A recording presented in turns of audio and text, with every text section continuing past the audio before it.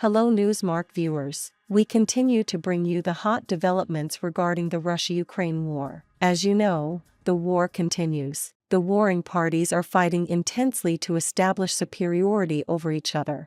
Increasing clashes in recent days are affecting the war process. The attacks launched by the Ukrainian army against Russian targets are creating great chaos on the Russian front. Late last night, the Ukrainian army launched an incredible offensive. The offensive included multiple Russian targets. As a result of these attacks, many targets belonging to the Russian army were hit and resources were destroyed. After the Ukrainian army carried out this successful operation, all eyes turned to Kiev. Kiev officials stated that ammunition stocks are in much better condition compared to the past and that larger operations will be organized in the coming days. As the attack potential of the Ukrainian army increases, the number of Russian targets destroyed also increases. The Ukrainian army is trying to establish superiority over the Russian army by using technological war equipment. Most of the equipment is provided to Ukraine by European countries and the United States. Critical for the Ukrainian army is the Ukrainian defense industry, which has been strengthening throughout the war. The Ukrainian army is making significant progress in the production and development of unmanned aerial vehicles that it uses on the front line and in active combat. In the pre-war period, Ukraine had a huge infrastructure for the production of drones. Ukrainian engineers played an active role in the project stages and production of unmanned aerial vehicles that revolutionized combat technology. Today, the process is still ongoing. Kiev attaches great importance to the war effort and draws its political roadmap accordingly. Moscow, on the other hand, is struggling to compensate for the resources lost during the war. Russian weapons and equipment destroyed by the Ukrainian army are putting Moscow in a very difficult economic situation. Let's take a look at the Ukrainian army's terrifying offensive and the latest developments on the front line. As Newsmark, we continue to bring you the latest on the Russia-Ukraine war.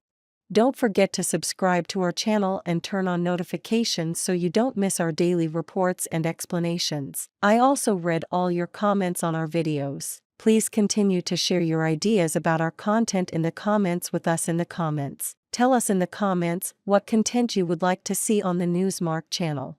Let's start if you are ready. Newsmark reports. Late last night, the Ukrainian army launched an offensive against multiple Russian targets. Russian troops, caught unprepared for the attack, admitted that they had been through hell. The Ukrainian army's offensive salvo, which included intense artillery bombardment and drone strikes, destroyed the Russian targets. Russian targets were heavily hit by the Ukrainian army and heavily damaged. Ukrainian drones were everywhere last night. Both Crimea and the Russian mainland could not escape Ukrainian drones. Kiev forces had been tracking Russian targets for days. Ukrainian military intelligence had been planning for days for a shock attack. The route revealed as a result of the plans was kept on hold until the time was right for the Ukrainian army to strike. When the Kiev army was ready, a nightmare night for Russia began. In the early hours of the morning, Ukrainian drones attacked Russia's only major oil refinery on the Black Sea coast. The attack on the Rosneft-owned refinery in the southern Russian town of Twop sparked a fire at the facility, with emergency services working to extinguish the blaze, local officials said. There are reports from various regions that large-scale fires have broken out as a result of heavy destruction following the Ukrainian attacks. The Ukrainian army's firepower is burning down the targeted area. Information from Russian sources reveals that new strategies are being developed to avoid Ukrainian attacks. Russia's Black Sea seaport of Novorossiysk and the Crimean city of Sevastopol were also targeted in a massive airstrike by the Ukrainian military, including at least 100 drones. Kiev has stepped up attacks on Russian refineries this year, disrupting gasoline production. According to Ukraine, there have been at least 13 successful attacks on Russian oil refineries so far during the war. These attacks have targeted some of the country's largest facilities. Ukrainian Deputy Prime Minister Ol Stefanishina said in March that Russian oil refineries were legitimate military targets for Ukraine in the war. Such strikes are usually requested by the Ukrainian Security Service and the Ukrainian Military Intelligence Directorate.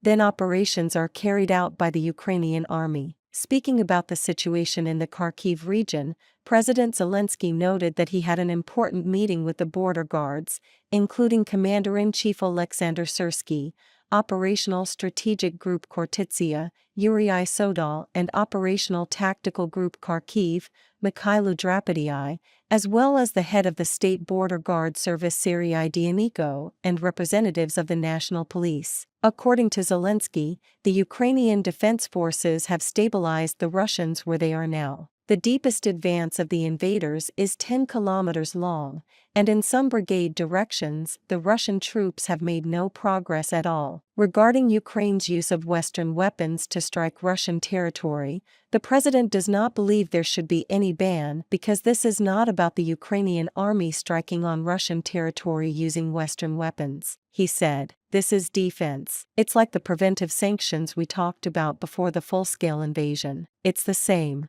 This is a warning. Moreover, they have the same gray zone. They also have evacuation areas. For understandable reasons, there are practically no civilians on their borders," Zelensky emphasized. For the first time in the war years, no brigade complains that there are no artillery shells, and this has been happening for the last 2 months. However, more work needs to be done. The Czech initiative will continue. "We are negotiating money with all partners," he said. Zelensky's statements continue to make the most detailed statements about the war process. Zelensky was informed that an initiative will soon be launched in which allies will provide funds for the production of Ukrainian drones and electronic warfare systems in this particular direction. He added that the technical indicators of Ukrainian drones are improving. Zelensky said that after a long time, the Ukrainian army has been hitting Russian targets without interruption without any problems in ammunition stocks, and that larger operations will be organized in the coming days. Warning Russian troops to withdraw, Ukrainian officials said that this summer will be completely different. Do you think the Russian army had a night of terror? Do you think the Ukrainian army's attack using nearly 100 drones was a test of a new style of warfare? How do you interpret the overwhelming firepower of the Ukrainian army? What do you think about the current state of the Russian army? We care about your opinion, please share it with us.